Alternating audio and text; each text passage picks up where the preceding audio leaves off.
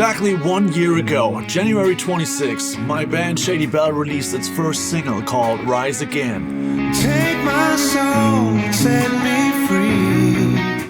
It was actually never meant to be a full song. Just leave me alone.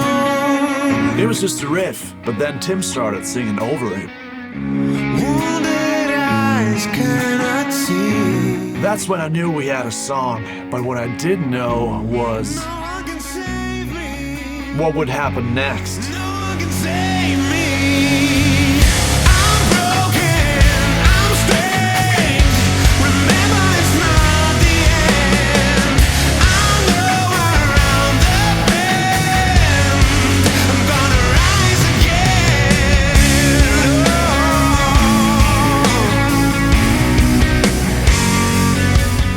Hey everyone, Joey here. If you're asking why in the world this 90s style rock song got viral online, let me preface by saying I don't know either. But I'll give you the full story about the riff, the song, how it reached millions of people, and what Steve Lukather had to say about it. And if you want to play Rise Again yourself, just want to tell you I have the tabs and the original backing track for that in the shop. You'll find the link to my shop in the description. It all started in summer of 2023. I took off the entire summer because I was physically and mentally exhausted from a lot of things. And life around that time didn't make much sense to me. And because of that, I made it a point to take a break from absolutely everything that was stressing me out.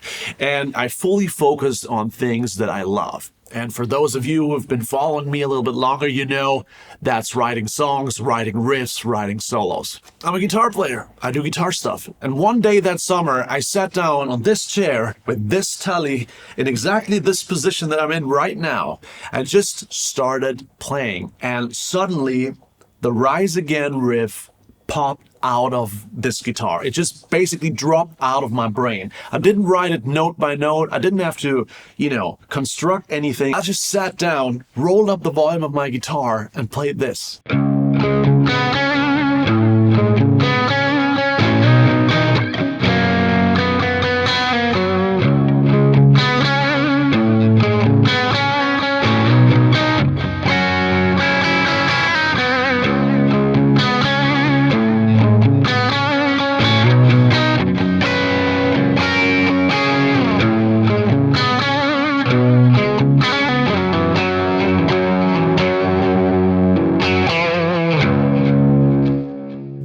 Just like that. Now, what I know today is that this riff would become a riff that millions of people online would love to hear, and they're actually still listening to the song to this day. But what I thought that moment when I wrote the riff was, it's an okay riff, gonna make an Instagram video out of it, for the followers. So I quickly wrote a solo part, took me 15 minutes, and I didn't put much thought into it because that's what it was for me. It was, a quick Instagram fix, a 60-second kind of thing, just a tune that people would enjoy on their way home, in the subway or something like that. And boy, was I wrong about that. So I wrote the solo part and recorded the entire thing the same day. And here's how that sounded.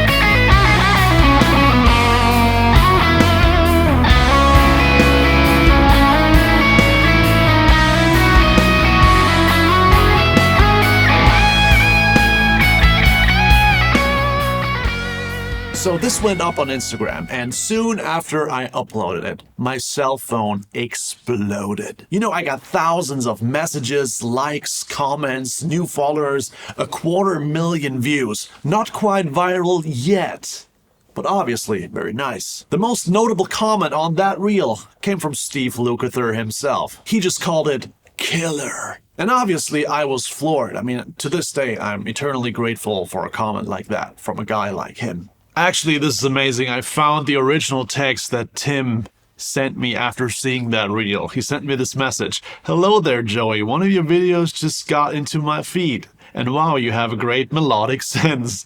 If you somehow need some vocals, I'm more than ready to give it a shot." And that's how Shady Belle was formed. He contacted me after that reel via Instagram. We got to know each other. And today you got Shady Belle. Isn't that funny? And that's when I realized this riff was special. I just knew I had to make a song out of it.